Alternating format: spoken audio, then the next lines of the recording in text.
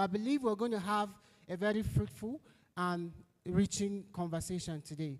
So just to move further, I would like to invite the Executive Director and Team Lead of CYPA Africa, Ambassador Chris Iyama, who is going to come to do a brief introduction of our dignitaries.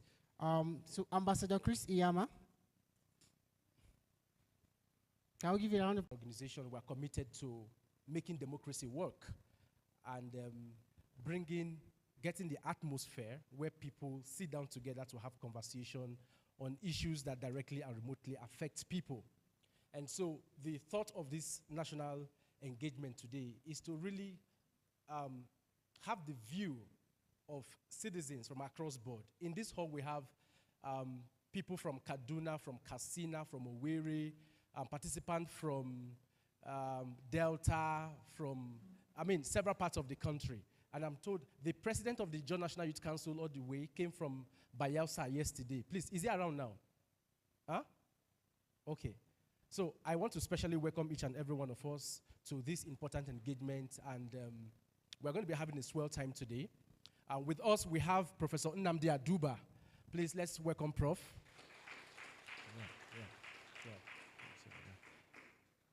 We also have a very senior member of the board of Equity International Initiative, Barrister Ike Ayanlowichi, all the way from Kaduna. We also have our very senior boss in development, the executive director of Clean Foundation, which we all know, from Abuja, Mr. Gad Shamaki. We also have another senior person here with us who was a member of the Nigerian National Dialogue Conference in 2014 that was set up by the President Goodluck Jonathan to review the issues of Nigeria. We have no any other person but the Executive Director of Civil Liberty Organization, Mr. Steve Aluko.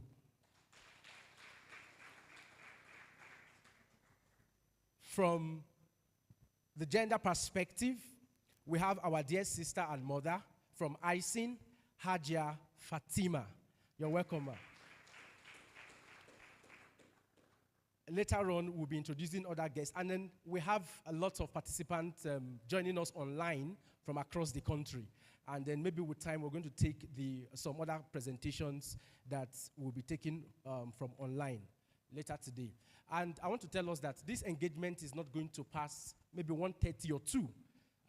We understand that today is Friday, is a short day. Please, the Executive Director of Tri Center, Mr. Dr. Charles Dixon, is here with us. Please, let's celebrate him. I couldn't have missed that. I would also introduce another very senior person in development, Dr. Emmanuel. Please, sir. Maybe you should stand so that they will see you very well. Thank you so much. And a lot of other persons we're going to be introducing later as we receive. We have several participants from National Union, from the Nigerian Bar Association, the Nigerian Union of Journalists, from the Nigerian Association of Nigerian Students, from the Youth Parliament, from several organizations. They are here representing the different organizations across Nigeria. Once again, I want to welcome you. And straight to the point, we'll be doing a very historical perspective of the Nigerian Constitution and where we are at the moment, where we are going to, the reason for this kind of engagement. Sometimes in January, sometimes in February, the House of Reps Committee on Constitutional Review inaugurated their committee on constitutional review and amendment and gave 10th of April as a deadline for citizens, civil society organizations across board to submit a memoranda on what they think about the Constitution and how the memorandum would go a long way. 10th is next week. As we're talking here, as we're discussing here, we have a lot of people on site and in different parts of the country holding this engagement because on or before the 10th of April 2024, we're going to be submitting a memoranda to the National Assembly. And that is the reason why we're having engagement. We felt that you cannot shave a man's hair in his absence. He needs to be seated down before you can shave his hair. And so therefore, the issues of policy and electoral reform, judicial reforms and accountability, and other issues that affect Nigerian people, especially on gender perspective, we need to have a balanced discussion for us to have something to present to the National Assembly. Because we elected people there to the National Assembly, and we have the right to question and to demand for accountability at all times. And so, when the issues of memorandum comes up like this, onus lies on us to really come up with issues bedeviling our country. The issues are enormous. They are, challenges. Where are you going to start from? But I can tell us we can start somewhere, and that is where we are starting from. So, ladies and gentlemen, I welcome you to this August occasion, even though we are in April. So, I want to quickly call on, just before anything, to bring a welcome address on behalf of the Board of Equity International Initiative, and to give one or two accounts, Barrister Ike Anyalowichi, the Executive Board Member of Equity International Initiative. Please, a beautiful round of applause for him.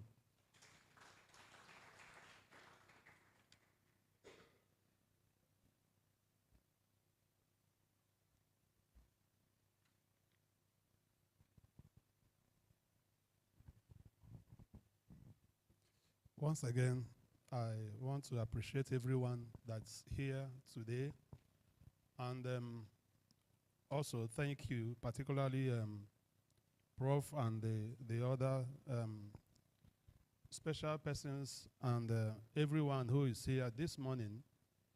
You know, when everybody complains about what is wrong with our nation, what is wrong with our society, our polity, but most times the participation or engagement of the people ends in the complaints, ends in, hushed discussion.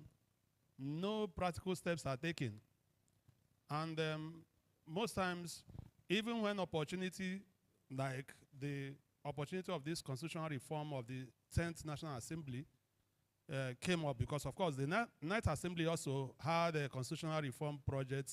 Of course, we know what happened to it, and the one they agreed and the one they didn't agree that we abandoned. But the point is always that the citizens remain aloof, remain disinterested. Many people see it as it doesn't what it's participating in. And at the end of the day, we are saddled with what we get from them, those who are interested, particularly the politicians, because politicians are most times the ones who feel that they have a stake, because whatever is in the Constitution, whatever is in the law is what they rely on to make policies and to do things they do when they are in power.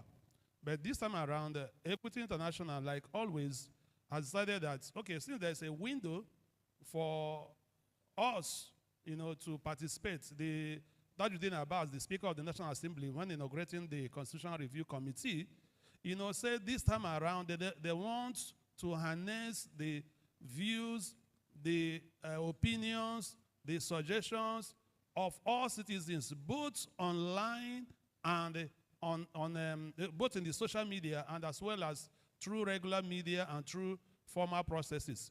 So we believe in Equity International that this is an opportunity we should not allow to escape us. The citizens of Nigeria shouldn't allow this opportunity to escape us. There's this proverb that says, seeing something and not talking is the sin of the elders. And talking and not listening or not hearing is the sin of the children. Equity International is an elder. We believe that we must talk and give Nigerians, give the citizens of this nation opportunity to talk, to say what is in their mind, to say how they want the Constitution to look like. Not just the cliche of the introduction to the Constitution that says, we, the people of Nigeria, hereby, and we say, where, when did we gather? When did we say anything? So this time around, we can say something. We have opportunity to say something. And that is why every one of us that is here, and including those who are going to participate online across the globe, not just in Nigeria, this is our opportunity to at least set a template for the Constitution that can actually be the Constitution of we, the people of Nigeria. So Equity International is actually glad and excited that we're having this town hall meeting today. And we believe that at the end of today, whatever opinions, views, suggestions, and ideas that will be, ventilated in this forum will be harnessed and submitted to the committee, to the National Assembly.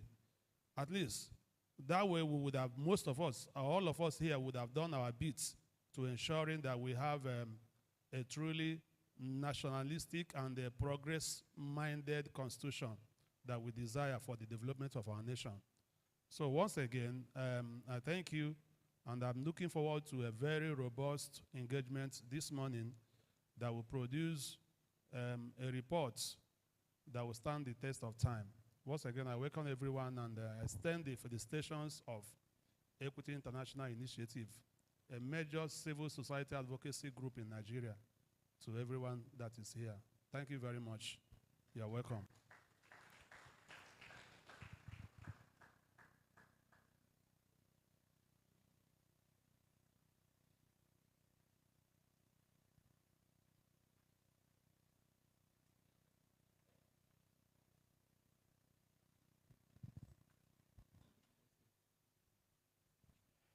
Please, another round of applause for Barrister Ike.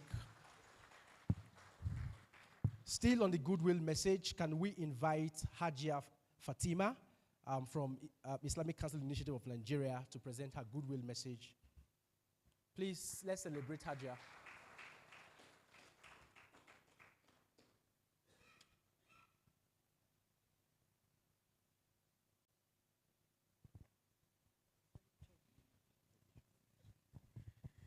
Sorry, I'm very tall.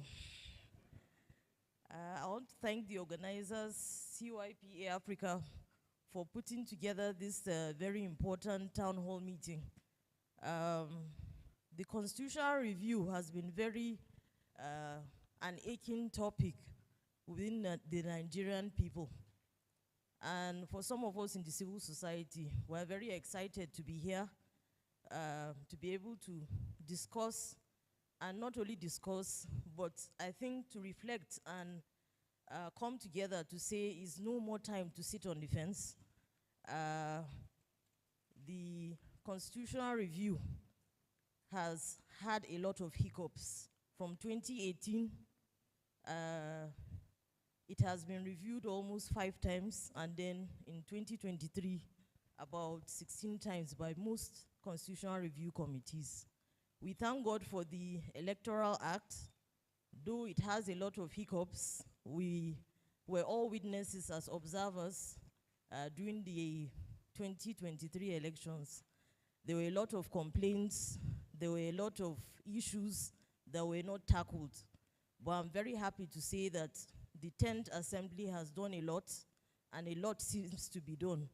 Issues of mining, issues of gender, issues of freedom and discrimination, issues of gender. Even though some of the states have passed the gender bill at the federal level, we all know what has happened. So I think as citizens, we shouldn't look at this as a religious thing, as a tribal thing, but a national thing. And from each of our spaces, we should be patriots and not sit on the fence. Because if we look at it on the side of religion or ethnicity, I think we will not have a country of our dream. And I think we owe it to the unborn generation, the young people. We are seated here as a trust. And I would like to appeal to us as CSOs, as movements, as those who are human rights activists, both women and men, and those who are living with disabilities, and also those who are transgender, because we owe them a right as well. Though it is not a practice of Nigeria, but I think there should be inclusion in all sense of the word, in all sense of the word. So I thank you for being part of this history, and I pray that like a woman who is pregnant, will give birth to a child who has a very good outlook. When we take our selfies, we want to have beautiful pictures. Let's see how we can have the best of constitution reviews that is inclusive of gender and discrimination, free of discrimination, sorry. Thank you very much.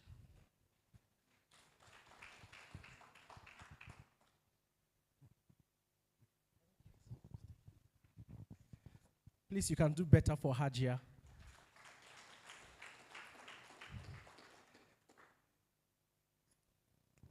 Thank you so much, Ma. Just before we continue with the goodwill message, I'm told that we need to take our first keynote address today from Mr. Gad Shamaki, Executive Director of Clean Foundation. Please, let's celebrate him.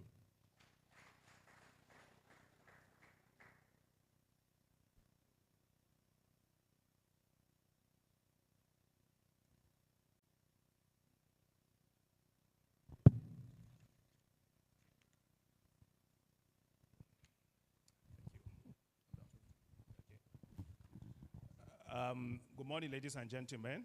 I beg for your kind permission to lean on existing protocols. But I definitely want to acknowledge your presence, Prof, and say thank you for being here, board representative, my leaders from the CSO, Steve Aluko, AKA Maradona. I'm sure that reflect other team, my good friends, Prince Charles, Dr. Emmanuel, Reverend Goro, Haji Amina, Haji Fati. I can't say Haji Amina, but I'm told you in the hall, the Princess of Wase. So, okay, good morning. I want to equally commend Chris and his team for putting this gathering together. Chris is one young man in the NGO sector that I'm personally very proud of, not because we're here today, but an NGO that is very focused. They don't make so much noise, but you see their footprints everywhere. I know before now, they've had conversation around the coups in Africa. I know before now, they were in Nigeria, part of the peace mission. I'm very much aware that not too long ago, they had a press conference where they invited people from the conflict-prone area to come and share their story. I'm aware that on the plateau, some other people too had gotten funding to do that. But when you put side by side what Chris and his team were able to do, you see a whole world of difference. That they use their personal resources to solve problems and not getting funding from government to speak on issues that affect the state. And I think that's a commendable effort that we need to do, and this is why we are in this sector. So I want to start by leaning on existing protocol, like I said, and to say that it is with great honor and humility that I stand before you today as we embark on a journey of immense significance, the review of our nation's constitution. This forum, the National Citizen Town Hall Meeting on Constitutional Review, offers citizens on the plateau an opportunity to resolve structural issues affecting the one-time home of peace now turned into the theater of war. Our constitution is the bedrock of our democracy, the foundation upon which our rights and freedom are built. The constitution, which is the bedrock of our democracy, embodies the value, principles, and aspirations of our society. As we gather here, we are not merely examining words or parchment, we are shaping the future of our nation and safeguarding the rights of freedoms of generation yet to come and those that will come after us. The citizenship clause has given rise to several controversies. Does the grant of citizenship bring with it any particular legal benefit? And if so, what are they? I know in America we once had a family, the George Bush family, where a brother was a president, a brother was a governor, and in other time you had the two of them governors of different states. So we need to talk about citizenship at this point of our history. The task before us is daunting. It is all of nation approach, which means everyone, not just the government, should play a part in this holy chamber.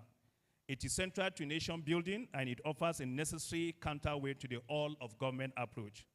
The latter oftentimes threaten members of the government as aliens, not representatives drawn from the society, and suggest that the task of nation building should be left to government alone or government officials.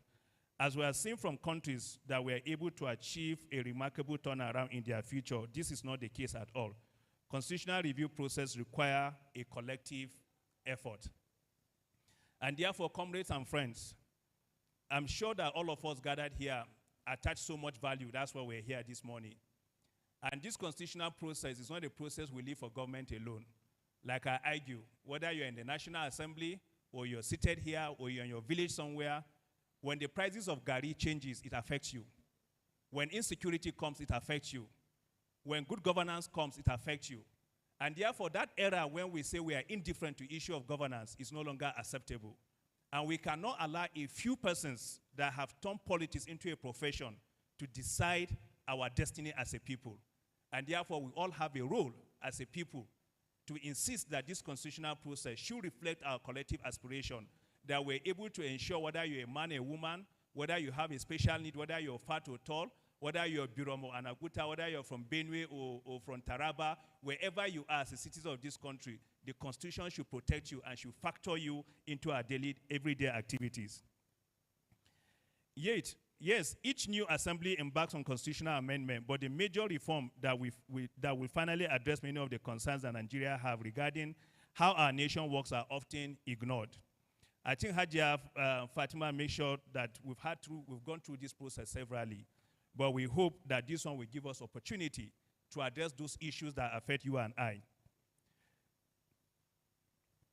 The various agitation that have rocked our nation over the years, including the more recent NSAX protests and the rise of banditry and terrorism, are all reasons for legislature to pay closer attention to some of the neglected conversation around constitutional amendment and reform.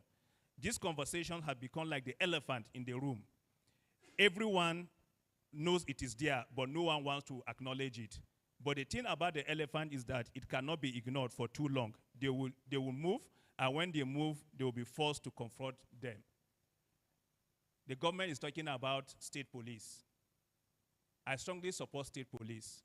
But the fundamental question, will state police resolve and solve our insecurity without good governance, without socioeconomic protection by government, without political stability? And moreover, the debate about state police, as of today, a lot of governors are controlling state police one way or the other. What the governors are not controlling as of today is the arm and the ability to lock people in prison. Now, when we talk about state police, the government equally need to have state prison. And you cannot talk about state police without local government autonomy. And you cannot talk about state police without providing the enabling environment for it to flourish and to be able to respond to the needs of the people. And therefore, while we argue for state police, we must equally argue for economic autonomy, for government to be able to provide what everybody needs, and for strong family value, because the first state police is from the family. A lot of families are not working, and therefore you're producing citizens that are not responsive to the nation. This is also an opportunity to reflect on the journey we have made so far as a people with diverse backgrounds and cultures, but bound by a common goal, development. However, civil society within the region must have an open mind to engage at both vertical and horizontal level. This transformation does not come with a magic wand. It comes when there is mutual space for learning with responsive leadership. The task before us is weighty, but it is also a privilege, a testament to the strength of our democracy and the commitment of our citizens to ensure that our government remains accountable and responsive to the needs of the people. And at this point, I must take this 1 minute to address the CSOs on the plateau. I hear a lot of negative news. I hear a lot of disagreement. You need to go back to the history of the CSO. You need to go back to a drawing board. You cannot provide what you don't have. Steve Aluko, that is seated here, I'm not sure where he is, has represented the CSO not only on the plateau, but in the middle belt at the national conference that happened in Abuja some time ago. He's a living legend and a living veteran. And therefore, when a new generation is coming that do not have the history of the struggle on the plateau, and you try to discredit leaders that have been here or people that have brought stability, you're only doing harm to yourself, because at the end of the day, you're going to have a system where the government does not respect you and the government does not recognize you. Throughout the history of the struggle of the plateau, either for the state of emergency or the issue of the crisis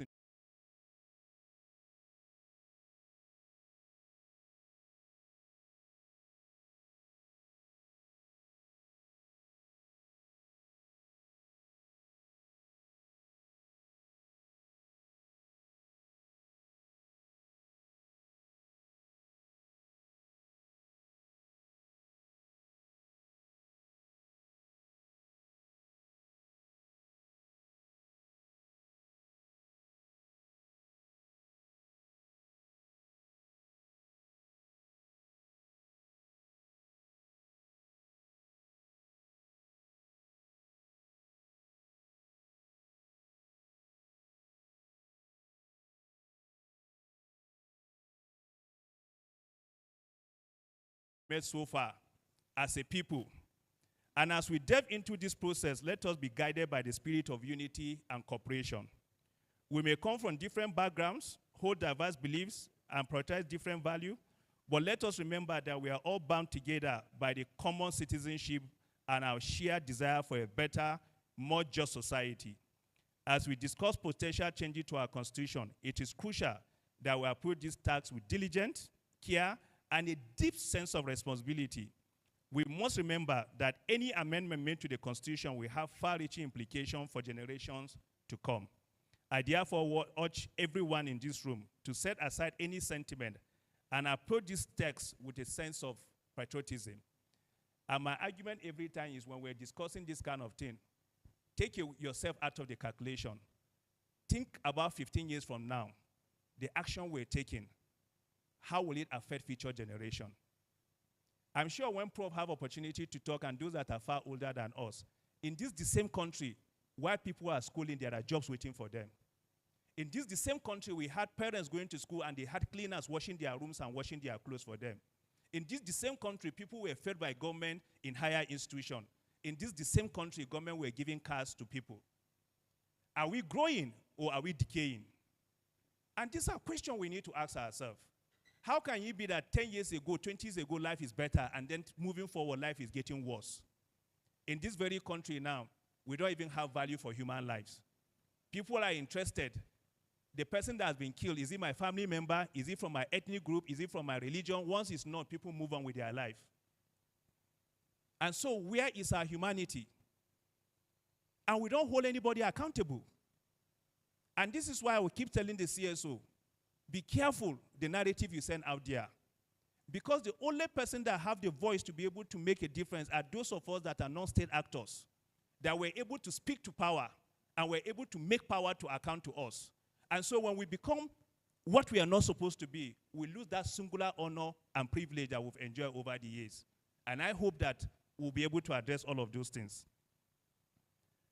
And so, let's think deeply that even if you're a man, you have a mother, you have a sister, think about her as a human being. Even if you are healthy today, you probably have a brother, a schoolmate that is physically challenged. Think about him. If you're rich today from a rich community, there's no guarantee in the next 10 years that your community is going to be a rich community. Think about that person. And therefore, all of those things that make life miserable for Nigerians, we have another opportunity to address them. Is it gender issue? Is it state police issue? Is it the role of traditional leaders? I mean, the list is endless. And even if it's not on the list, we have opportunity to add to that list and ensure that we're addressing those issues. So let's listen to one another with respect and empathy. If you're doing fine, show empathy to the person that is not doing fine. Show a little concern. In this country, there are people that are ethnic and religious minority groups that can never be governors in their state, can never be councillor in their state, can never be local government chairman in their state, yet they pay their tax and they are citizens of their state, simply because, in quote, they are minorities. In Plateau State, like my friend Please Charles will say, no matter how good you are, if you are not a Catholic, you are not a Koki member, you may likely not be the governor of Plateau State. You can debate it. Go back to history. And so if you are from 7 Days, or you are from Living Faith, or you are from, Chris, what's the name of your church again? And Chris, what's the name of your church? Christ Embassy. You may not be the governor of Plateau State. If you go to Anambra, Imo, and other places, if you are not a Catholic or Anglican, you cannot be a governor. And so this is the narrative that we must question and change. Why should religion and the church I attend decide my future? Why don't you first look at me as human being and what I'm capable of offering? Why do you discriminate against me because I'm a Muslim or I'm a Christian? Why do you discriminate against me because of my ethnic affiliation? And one of the things I tell people I enjoy, my name do not tell you where I come from. So I have the privilege of telling you who am I, selling myself before you start discriminating against me. But if your name is Chubuzo, once I hear Chubuzo, I know it's Igbo. So whatever stereotype I have about Igbos, I'll pour it on you. Once I hear your name is Mohammed, I pour all my anger on you because one Mohammed have made me angry somewhere. There is no way a nation is going to develop with that kind of attitude and mindset. And I'm more worried that young persons that need to be singing a different song are the same people that are running with this narrative. And annoying and disturbing is crippling even to the civil society. And that means we are doomed. You cannot bring those emotions and sentiments to the table where people are discussing merit.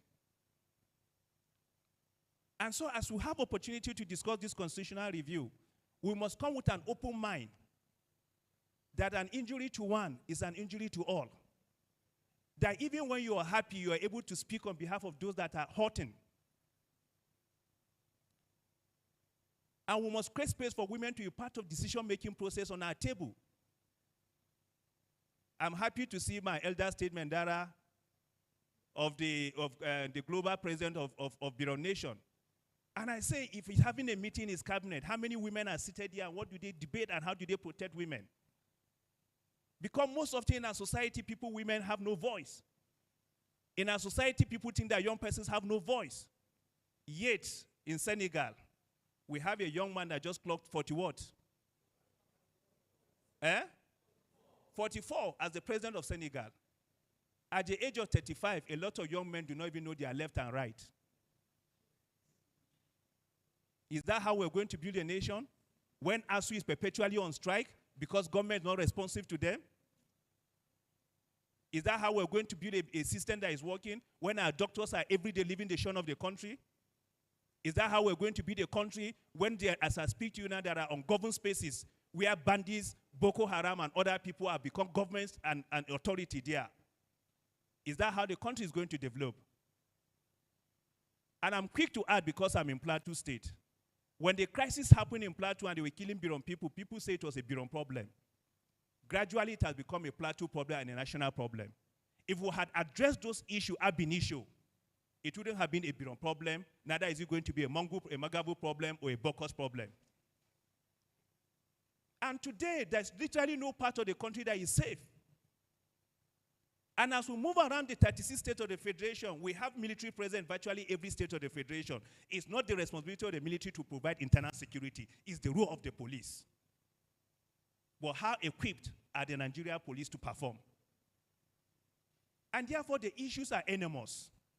And we're seated here today not to address this issue on emotion and sentiment, but to address it on the reality. If you go to Kanu, if you go to Sokoto, if you go to Zamfara, if you go to Kebbi, there are Christians that are indigenous to those communities that cannot become anything because they are Christians. And if you come to Plateau, there are Muslims here too that cannot become anything because they are Muslims. And so at the end of the day, we kill merit, we kill opportunity for people to excel on the altar of emotions and sentiments. And when we go to the political space, a lot of persons cannot occupy because they don't have that godfather or godmother. My friend here, Malison, a great guy from Bassa, needs a lot of push for somebody to recognize his potential and give him space to function. We need to define this country, and we need to make this country work for all of us. So our constitution should protect the rights of all citizens, regardless of their race, gender, religion, or social status. It should uphold the rule of law and ensure accountability and transparency in governance. Recently, there's a report, I think it's only Plateau State Governor, that accounted for the 9 billion or how much that was given for palliative. And so we need to put pressure on every other governor to be able to account for that money for the sake of posterity. And this is where we need to demand for accountability. Let us not forget the sacrifice made by those who came before us to ensure those precious rights and freedom. Let us honor their legacy by engaging in thoughtful dialogue and debate as we consider potential changes to our Constitution. As we examine each provision of our Constitution, let us ask ourselves, does it uphold the principle of equality, justice, and freedom? Does it serve the best interests of all our citizens, especially those who are marginalized or vulnerable? And does it provide the framework for a government that is transparent, accountable, and responsive to the will of the people? In answering these questions, dear friends and colleagues, Let us draw inspiration from those who came before us, those who fought and sacrificed to establish and defend the principle of democracy upon which our nation was founded. Let us honor their legacy by ensuring that our Constitution remains a living document capable of evolving with the changes, needs, and value of our society. Obasanjo tried to push for a third-term agenda. The CSOs and other people rejected it. And so, there are several persons that have made sacrifice for us to be where we are today. In this hall, there are people that were leaders of CSO before us. And I've mentioned Steve Aluko severally, Nankin Baguru that is not here, and several others. And therefore, for me, you cannot give what you don't have. And therefore, we must be above average as community leaders, as youth leaders, as my dear comrade president of the Ijaw Nation, and other people. We must be able to provide that leadership and demand for this change to happen. Honestly, Nigeria is not a poor nation, and we don't deserve to go through what we're going through. The major challenges we have in Nigeria is the issue of leadership. And therefore, we must address this leadership gap and challenge. And as we talk about constitutional review, do we want to look at the delegate process of how leaders emerge? Should leadership be about the highest spender, or leadership should be about he who has something to offer? These are questions we need to ask ourselves. And therefore, do I need to steal money and then come back 2 years down the line, distribute money and be your leader? Or will you see that leadership in me and say, look, we trust you with that responsibility because you have a track record? These are questions we need to ask ourselves. And even within the sector where we come from, ask people of their track records. Don't be a leader that is looking for followership. Be a leader that is mentoring and building other leaders. Because once we have leadership all around the place, we're going to have a safer community. Be a leader that is able to show that, look, I have integrity, and these are the people I've been able to push. And in the CSO, I've asked myself this question. We're talking so much about the CSO, yet some CSOs do not have functional offices. Some CSO cannot remember the last time they carry out any community activity. Yet, you want to brag that you want to take leadership.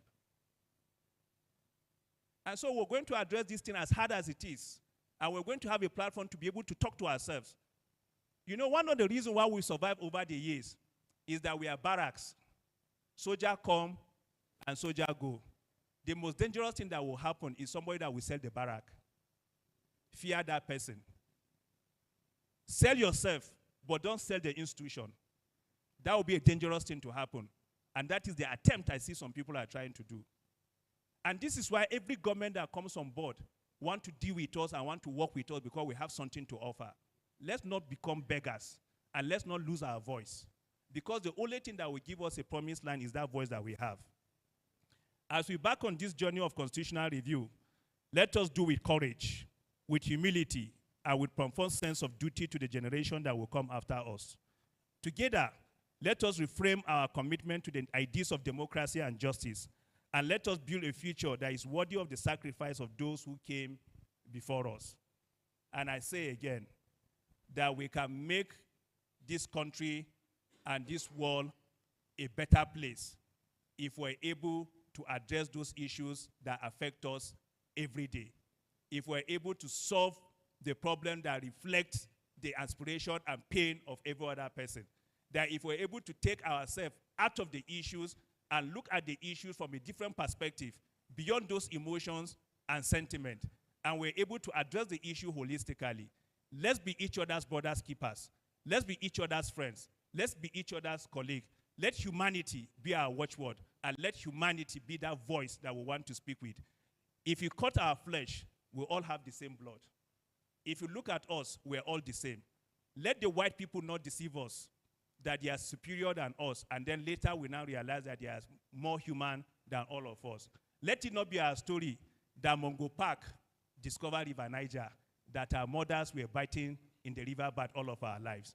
Let us tell our story ourselves. Let's tell this narrative ourselves.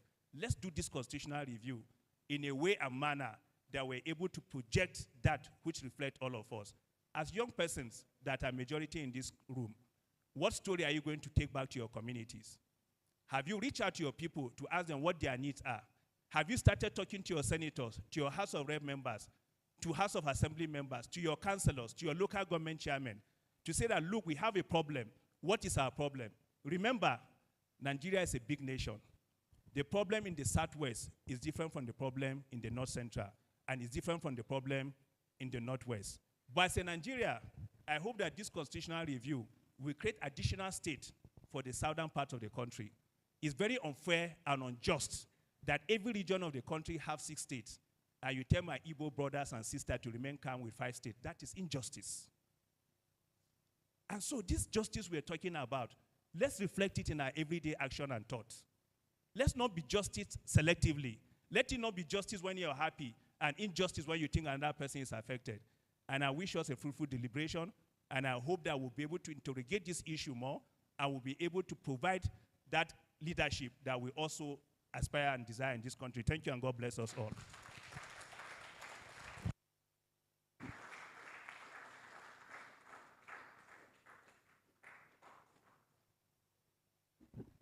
Please, you can do better than that. When you see somebody speaking with authority, you will know that he has been in the game for a very long time. I think we should appreciate Mr. Gashamaki the more. Thank you so much, sir. Okay, just for us to just shoot very fast, we have in our midst, all the way from Bayelsa State, the president of Ijaw National Youth Council Worldwide, who came in with a very strong delegation yesterday. He's here in our midst. He's no any other but Sir Jonathan Lokobri Sr. He is going to be presenting a goodwill message from all the way from South Nigeria. Please, Mr. President, you are welcome. Let's keep clapping until he comes up here. I told you we are having a national program. It is indeed a national one.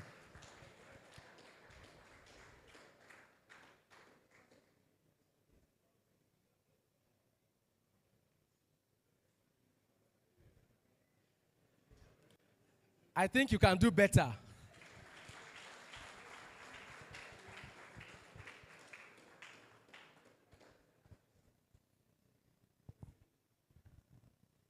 Good morning, Nigerians. I'm grateful to God Almighty who has allowed me to witness this event today and to be able to interact with my brothers and sisters from other parts of this great country, Nigeria, and to be able to have conversations around our common shared destiny as a nation. For the organizers of this program,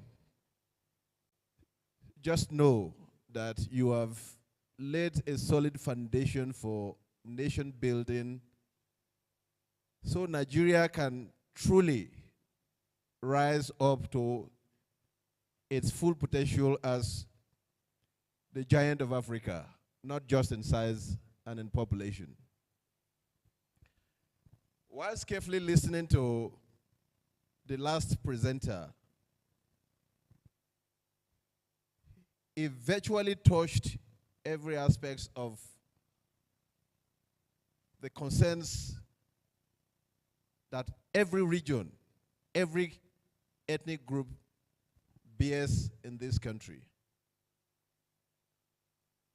Before God Almighty, we are all Nigerians.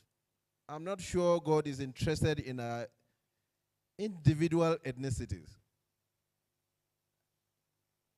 I'm not also very sure if God is very interested in our religion. But many Nigerians have been denied opportunities simply because they are either Muslims or they are Christians. Great contributions that people would have brought to bear on the life of our country is completely denied simply because of where they come from. And at the end of the day, Nigeria is the greatest victim not to have been able to harness these potentials of Nigerians, because leadership, we judge people. In fact, we prejudge them before even their potentials are known. No nation grows with such kind of narrow-mindedness. And borrowing a leaf from the last teacher whom I learned quite a lot from, it's my honest opinion that we approach this constitutional review process as Nigerians. Yes, it is true that we all come from families, we all come from communities and regions. Therefore, the task before us all together is that when you find somebody from Umuahia who needs a genuine help, please lend your voice behind that Nigerian. I'm an Ijoman. There are genuine cases that I would also seek the support of my brothers from the rest of Nigeria. May my people not be denied simply because of where I come from. Traveling all the way to Plateau State only told me one thing, that our sufferings are similar. Plateau State has no business experiencing this kind of travel difficulties because our leaders could not construct just a simple road that could ease traveling. I'm just given the privilege to give a goodwill message. Nigerians must approach this as Nigerians. I'm praying the day when religion will take a back seat and do not have a space in our constitution where religion is acknowledged. It's destroying Nigeria. Ethnicity also should take a back seat in Nigeria. For those of us who have privileges of traveling abroad, when Nigerians meet themselves abroad, they are brothers. Why are we never brothers home? These are things that we must share together. NSAS offered Nigeria a golden opportunity, especially for the young people, to define this country. It was killed simply because it was organized from the south. But poverty and insecurity knows no religion, no ethnicity. Both Muslims or Christians are killed alike by terrorists who are a menace to all of us. And this must be the guiding principle as we embark on this new journey. Leaders who are saddled with the responsibility of managing this process of constitutional review and amendment, let it be our creed that every Nigerian, every part of this country is given that opportunity to be the best they can be. Essentially not on account of where they come from, in the name of wanting to dominate people. We rather need to be friends and brothers rather than being superior to one another. We are all equal before God Almighty. May God lead us as we carry on this conversation. Thank you and God bless you.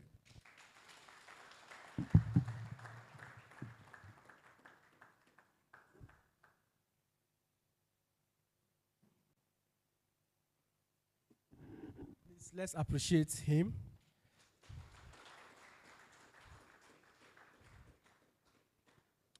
Okay, just before we pause for tea break, we are going to just take one more goodwill message. After the goodwill message, we pause for tea break, and then when we come back, we'll listen to the erudite professor of constitutional law, Professor Nnamdi Aduba. Please, let us celebrate him.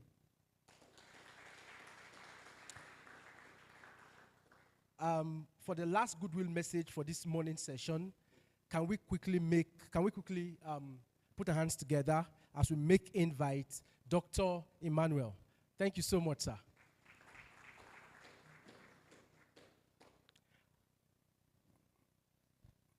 I just didn't want to murder the other name, so you just introduce yourself very well, please.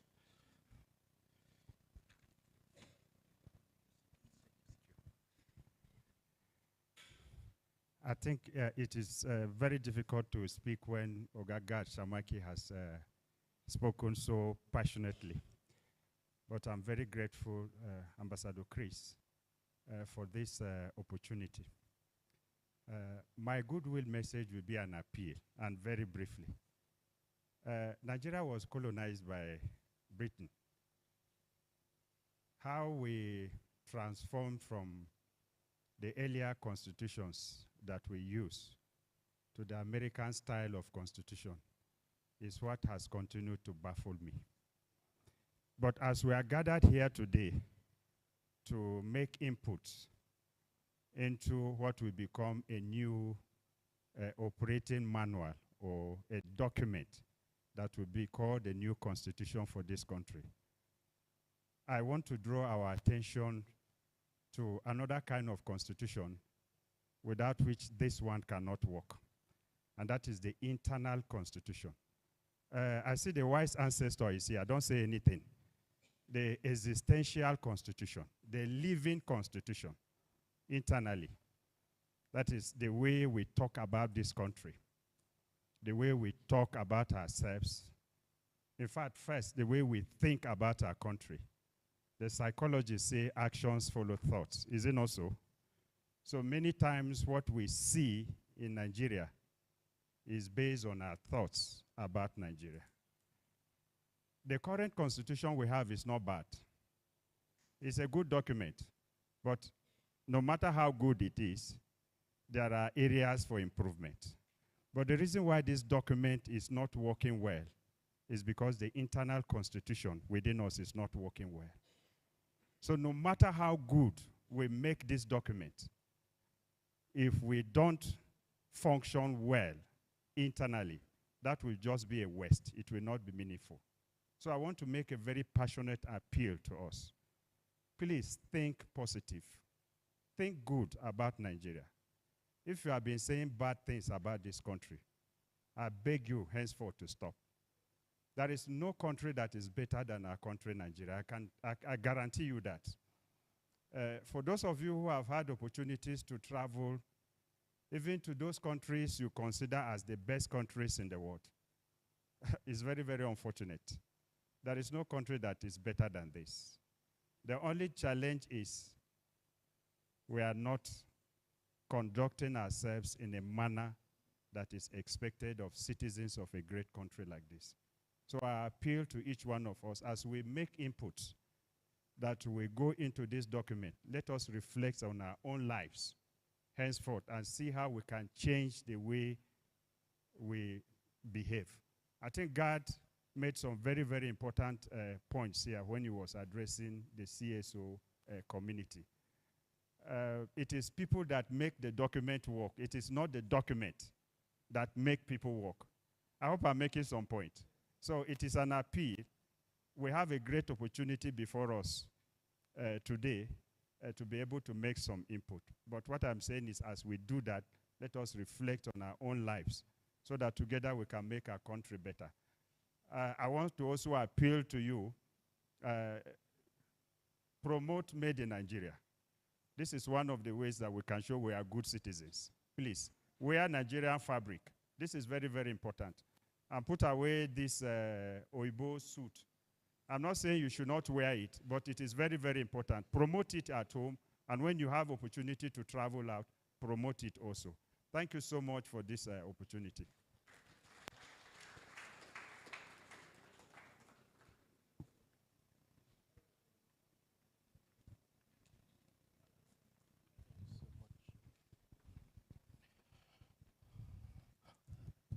Please, let's give a beautiful round of applause to Dr. Emmanuel. Okay, I have just been told that the tea break is not ready yet, but will be ready in the next few minutes. Please, I want us to quickly run so we don't take your time because we know that today is Friday prayers. Please, can we quickly invite Professor Nnamdi Aduba, please.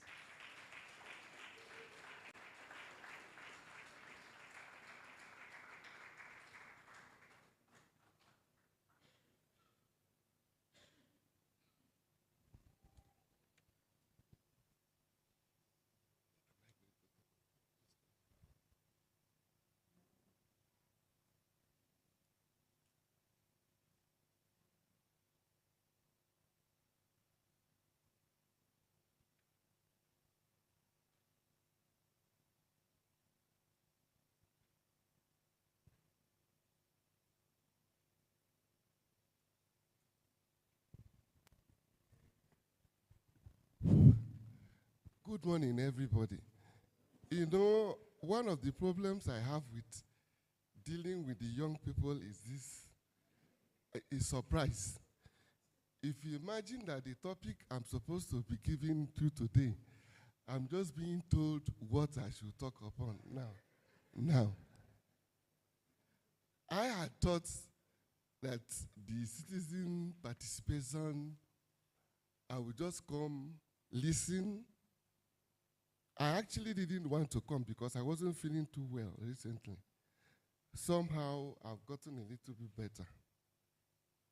But I've been teaching constitutional law for more than 40. I've been teaching, this is my 45 years of teaching. And I taught constitutional law, human rights. Recently, I have been concentrating more on culture and human rights. And then it's been interesting too because I'm almost getting to 70 years, so I've witnessed most of the constitutional reforms. Now, when I see some of my students, it makes me look very old because when I look at, where is this, my friend? Aluko, he is being regarded as a veteran. If Aluko is a veteran, then I'm sure some of us will be ancestors. It's no question of that. Yeah. You know, you never get, if you are in this business of teaching, you see, Nigeria is a very, very interesting country. Interesting in the sense that, you see, we like going round and round and round and round. And when it comes to this constitution, I'll give you a little bit of history of myself. Until recently, I started getting really serious with the NGOs because some of my students have matured very well and they are doing exceptionally well in the NGO business. I think it was Shamaki that was talking. You see, time has come where people have to, you wake up, you want to participate in what is happening. You talk too much at your comfort zone. You don't come to share whatever experience you've had with other people. And I can tell you, I was delighted when I was listening to the young man from the Ijaw Nation. We look at what he's saying. Part of our biggest problem actually is we don't travel. People just don't go anywhere. They think the world starts in their place and ends in their place. You don't have opportunity to go somewhere else, see what is happening. I can tell you, there are some little girls that are living in my boys' quarters. They're in my wife's NGO for pro-life.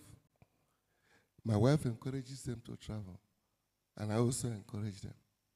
And let me tell you, they left just 6 o'clock yesterday and go to Newi by 11 o'clock. 11 o'clock. In 1980, when I got my first car, I left my degree by 6 o'clock. By 6, I was in Onitsha. In this country. You know, I like what Shamaki was saying. Some of us who are ancestors, in the sense that we seem to have benefited from. When I tell my students these stories, it's as if it has never happened.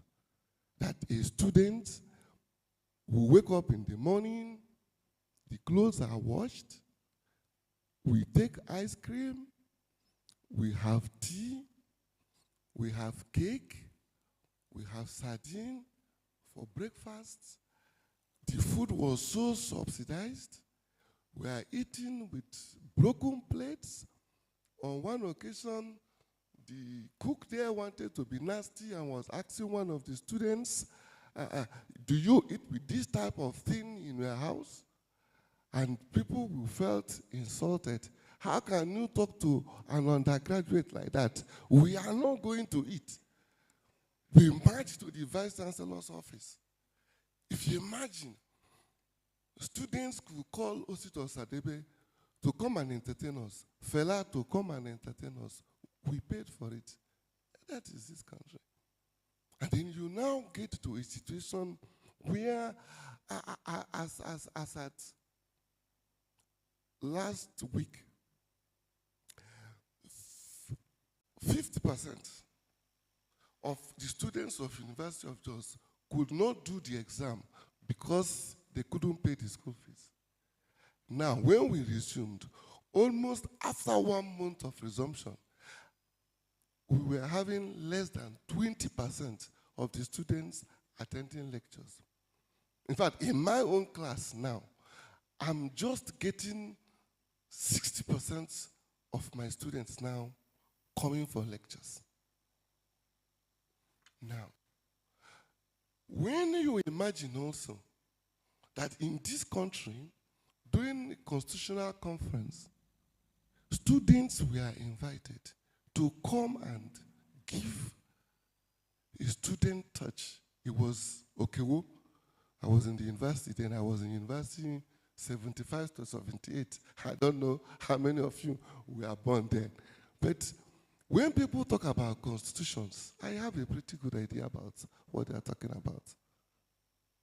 See, but the quality of the youths, shouldn't you have an idea of what your role is? You know, I like a bit of what Shamaki was saying about tribe, about religion. If you imagine that it is the young people that promote these things, if you are not a Christian and you run for Law Students Association presidency in University of Jos, you can never win. You can never win.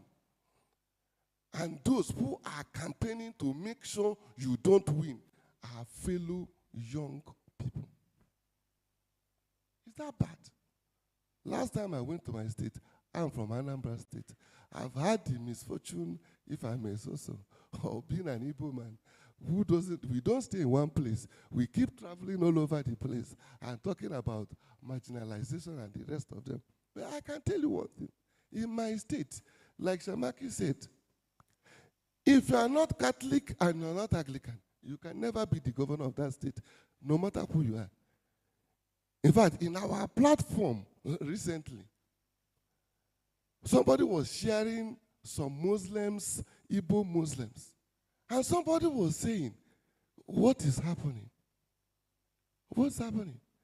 And this is a platform of professors. Professors. So, I think that the last person was making quite some points when he started talking about, you see, it's not so much the Constitution. There can never be a perfect Constitution. Good enough, I lived in United Kingdom. I lived there for 4 years. I did my postgraduate studies there. See, people must have a vision. You must have, what do you think Nigeria you want to look like? What country do you imagine? I am very, very sad to say what I want to say now.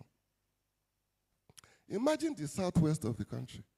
The southwest of the country is the most advanced in terms of Western education. Western education. I used to give example to my students. I tell them, The first lawyer, Shakbara Williams, was called to bar in 1880. The first Igbo lawyer was called to bar in 1937. The first northern lawyer, Abdul Razak, was called to bar 1957, 1958. That's the father of the current governor of Kwara State. So in terms of westernization, you cannot beat the Southwest. But what are we seeing now? Tribalism on stilts. Tribalism, all the positions, the security architecture. So what's the rubbish talking about constitution when it is never people who go there? We saw what Buhari did. Ruined almost every appointment was ruined. It's either Mohammed or Usman or Mohammed or Usman. So how can things, sometimes when I listen to some of you from minority areas, it makes me to be depressed. Because there are some people, some villages, some tribes that when they mention them, like on one occasion, I had the opportunity to talk to in one environment. The learned senior advocate that invited me, he said, from his village, he can never, the way we are going about tribalism, he can never even be gate man in NMPC because his village is too small. So if you are not Igbo, you are not Yoruba, you cannot be. And then what type of country do we think we are in now? What type of country?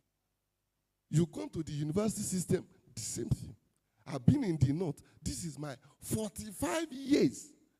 Ordinary being a dean of a faculty of law, my own students that I thought were fighting me. And why he's an Igbo man. So what did I do? I taught you I wasn't Igbo. Suddenly I wanted to be dean. I've turned to be Igbo. And what's my problem there? You see, we must have a vision of where do we want this country? Because the pretense is getting too much. I buy 4 newspapers every day. Check the latest appointment and tell me if you are honest. If you are honest. Check the current appointment and see who has been appointed. So let us not deceive ourselves. When people say, yeah, we must have constitutional reviews. But when we are, suddenly some people now said, hey, parliamentary is the in thing. I tell them, where did this one start now? Where did this one start? Why did the soldiers come in the first instance? When they were talking about corruption, 10%, where did it come? Wasn't it parliamentary system? Then we settled for 1999. Everybody saying it was imposed on us. It was imposed on us. Hey, come off it. If something was imposed on you in 1999 and you have been there up to 2004, are you not stupid not to have removed what was imposed on you? Suddenly somebody said, Agui Ronsi brought the unitary constitution. So, the man is dead. So what is your problem now? Unitary system. Then the person goes there and perpetuates exactly the same thing. So, sometimes let us be serious about things that are hurting us. Somebody was talking about insecurity. It had become something that the North, I'm not apologetic what I want to say. The North have been playing this role of a dog in the manger. Move forward, he will not move. Come out of the road, he will not come out now. You don't have the way to go forward. You actually don't even know where you want to go. So you are just stuck. Can you clear out that somebody who knows the way? No, he says no. All of us are going to die here together. Why now? Why? Insecurity was eating up from Maiduguri. I was in Maiduguri for 11 years. Let me tell you, as a young person, I predicted Boko Haram. Many years. I said, the level of poverty here cannot continue ad infinitum. One day, these people will rise. It's sad that I'm almost 70 and I've not died before those people rose.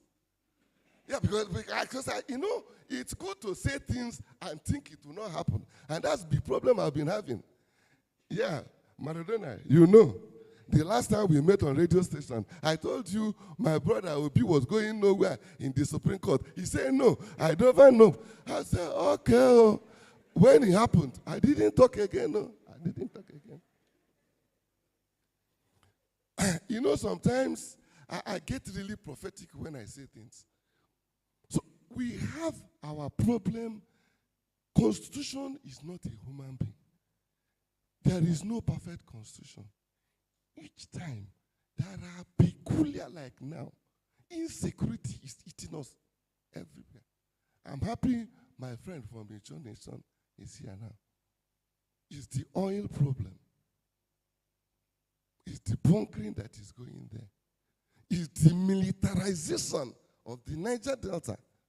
The army doesn't seem to have anything to do apart from going down there. You are not trained for, I must be very, very, very clear.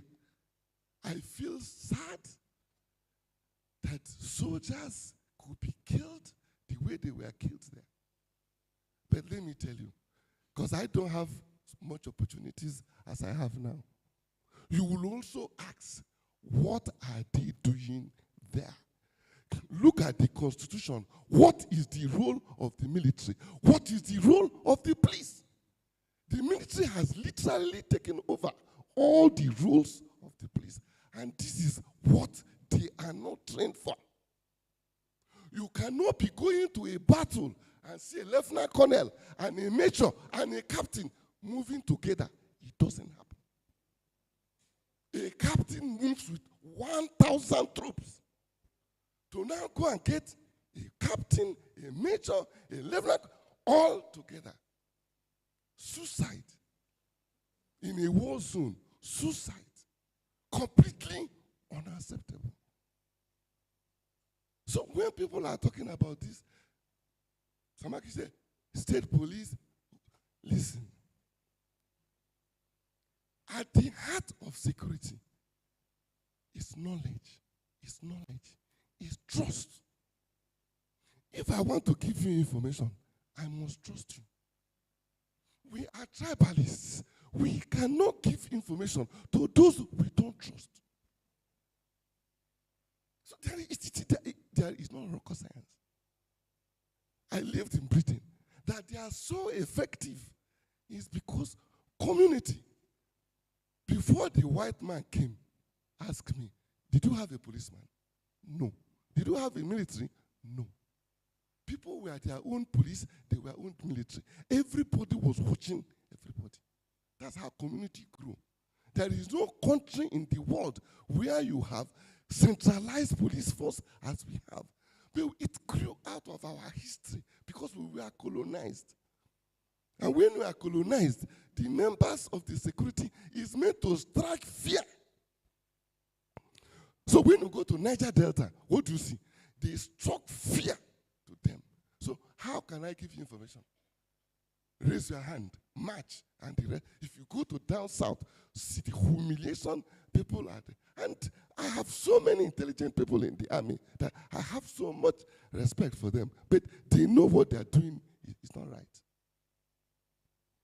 Even the IGP knows that what they are doing is not right. Each time you talk about state police, they want to do everything to stop it. Why? Because of selfishness. Somebody wants to control everybody. You cannot control everybody. You can't carry a Yoruba man and put him in Igbo village and say, be the DPO, and he will operate effectively. Nobody will give him information. Nobody will give information. Let's not deceive ourselves. About arguments about when are we going to have state police, will you have local government autonomy, and the rest. Hey, if you don't have local government autonomy, you are going nowhere. Nowhere. That is actually the essence of the democracy, to reduce the power to the people so that they make decisions that are best affect them. Of the issue is the person who knows why it is pinching him, not you. You can't be at the state capital. So why are we going in circles? Why should we have problem on state policing? Information is key. We see what happened in Russia now. How many hours did it take them to catch the 4 people in Nigeria? These students that they recovered in Kaduna State, who took them? Let us not be making jokes about ourselves. We should be serious about issues. If we don't crack security in Nigeria, we are going nowhere. You saw the IGP of police. He's doing special squad. Of how many? Of how many people now? Communities should be allowed to control their own security. They know where their enemies are coming from. Train them. You cannot have bandits using sophisticated weapons. And when the natives go and get their own guns, you go there, too many local arms are in the hands of the, you mop up their own. As you are mopping up their own, the bandits have, so how can they? Because of the selfishness of the professionals. Because it is the army and the police that are the ones killing us. They do not want you to democratize security. They frighten you about security. They claim knowledge which they don't have. So you must allow the natives to control security. So constitution does not make any sense if it's not owned by the people themselves. So if we are going to have this constitution we are doing, our fears must be reflected there. How is our fears? We are afraid. I've not gone home recently because I'm a professor in the university. I've been a professor for the past 25 years. When I tell you my salary can hardly fly me to my state and come back. So if I cannot fly to my state, because my children have warned me, don't you ever go near the village. Because if they kidnap you, nobody has money to pay for a ransom. You know, and my son is in South Africa before you catch him there. Because it's so expensive to travel by road. So anybody who thinks that you can go around any constitution now without the issue of security, you are a mad person. And I'm sure we are very, very okay here. Now, the last bit now is about tackling poverty. Why poverty? Why poverty? Why poverty is that I lived in Europe. I have often told them, when you go to Europe, when the Europeans, especially the British where I lived, when they introduced social security, they did not introduce social security because they love the poor. Nobody likes the poor. Nobody. Even if you say you like them, I know you are lying. Nobody likes them. But the poor constitute problem to the society. What's the problem they constitute? They have nothing to lose. Nothing to lose. And the worst thing that can happen in a society is where you have substantial number of people who don't have anything to lose. Because for them, this world is just my home. I'm just passing through. And if you see anybody singing that type of song, run as fast as you can. Once anybody starts telling you that this world is no longer his home, he is just passing through, run. So that is why they have social security. So that there is a level nobody must be allowed to go beyond this level because he will become a danger to the society. Do you wonder why? Yes, give me water. Do you wonder why our soldiers, why do they run when they see Boko Haram? When those little girls were bombing, why were our soldiers running? They were running because the soldier is trained. He has a wife. He has children. He has prospects for promotion. He's a corporal now. He wants to become sergeant. The Boko Haram didn't go to school. He wants to go and meet the virgins immediately. So what is our own now? So what is pushing him and what is pushing you are completely different now. One wants to go and meet the virgins immediately. This other one is thinking about his parents, his relations. So how? So that's how it is. Because I reduce these things clearly so that you can see why taking care of the poor becomes a major strategic responsibility. What I call enlightened self-interest. I told my younger brother, if you don't mind, I don't like him. I came back from UK. He said, brother, what are you going to do about your education? I said, you're a very stupid person. My father is in the village. I'm not your father. I'm just your brother. But I will pay your school fees, not because I like you, because I don't actually like you. I don't like you. But you will kill my children. You will kill my children. You will kill my children. So I am going to pay your school fees, not because I like you, but enlightened self-interest. This is what is lacking in this country. The Nigerian elite does not think far.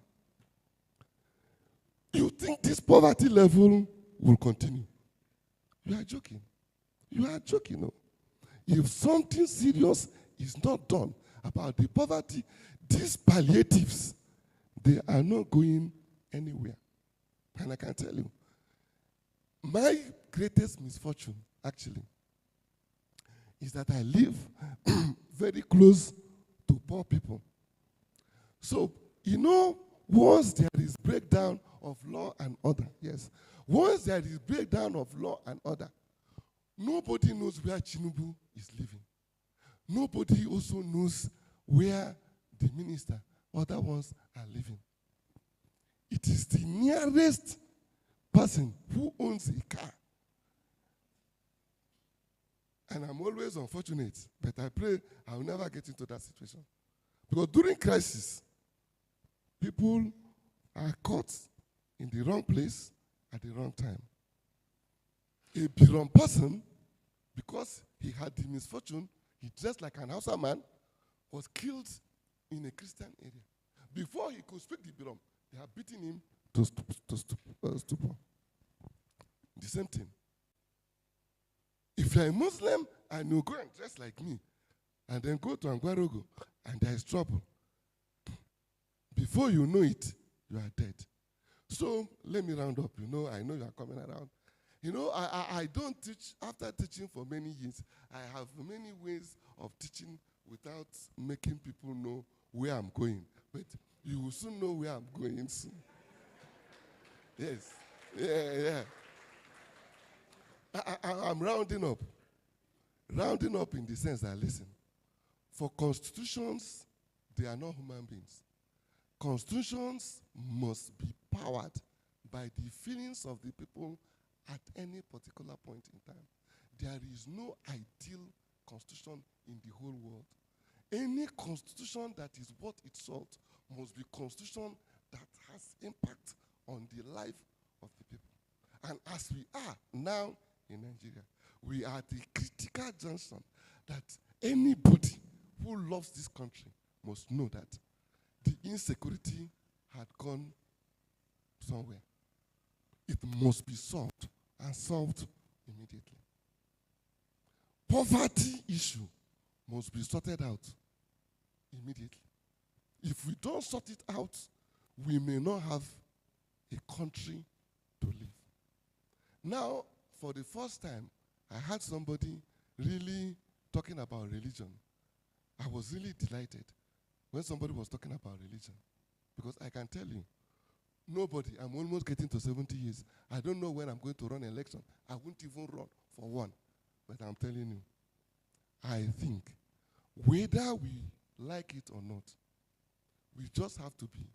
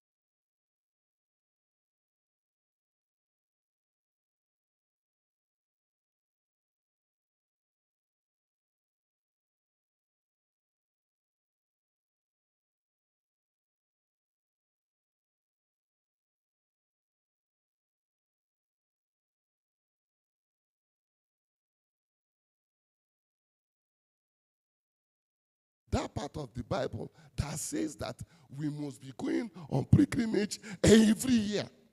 And it must be the government that must be paying for it.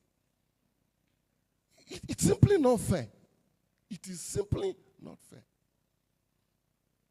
God, in his own wisdom, created different religions. If God is so wise and wanted only one religion, he would not have allowed any other religion to exist. But God, in his own wisdom, had allowed variety of religions. Even those of us who don't, not that I don't believe in God, I believe in God. But my problem is that the risk you run in this country of dying a premature death is very high. If you are a Christian or you are Muslim, the risks are enormous. And I've always preached that if it was possible, let us be writing our religion on our forehead so that we write it Muslim, Christian, so that when they start fighting, those of us who are neither Muslims or Christian, we can have it. Continue your fight, no. Thank you very much.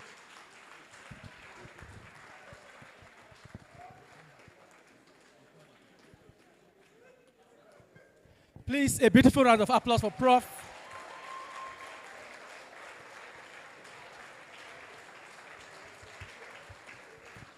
I think he deserves a standing ovation and even more. Please.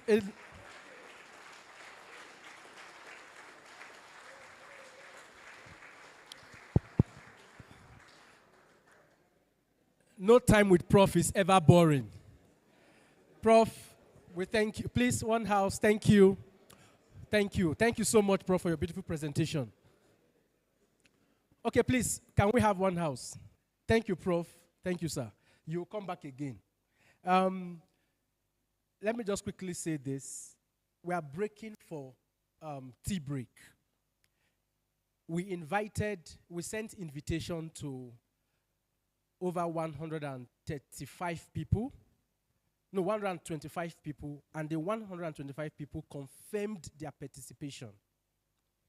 I understand that whenever it has to do with issues bordering Nigeria, we all get emotional and it's a sensitive topic, and people want to participate. But the truth of the matter is, we would have done better by confirming our participation for adequate planning. As I speak now, we have over 180 persons in this hall, and aside from our volunteers and interns, that makes up over 220 participants in this hall. I think you deserve a better round of applause. Why we struggle to know how we are going to do with logistics and other details. I'm saying this because the tea break might not be able to go around, but we have consulted with people that are going to be providing lunch so that they will increase the number while we sort out other things. But we want to thank you sincerely for the time you're sharing with us today just to improve our nation's constitution. And I believe that next time when we send you email, you will help us by confirming your participation so that we can plan better. Thank you so much. So we'll break now for lunch. Immediately, sorry, for tea break. I don't know whether we should have a working tea break or we should just finish the tea break. And we have just 15 minutes for tea break.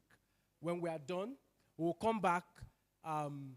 We'll have the last presentation. That is Mr. Steve Aluko of Civil Liberty Organization. And then we'll quickly have a panel session because we are compiling what we're going to be using for the memorandum we're going to be submitting right from the first goodwill message. So please, can we now have the tea break? Please, can they come now? Can we log out online? Can we log out online?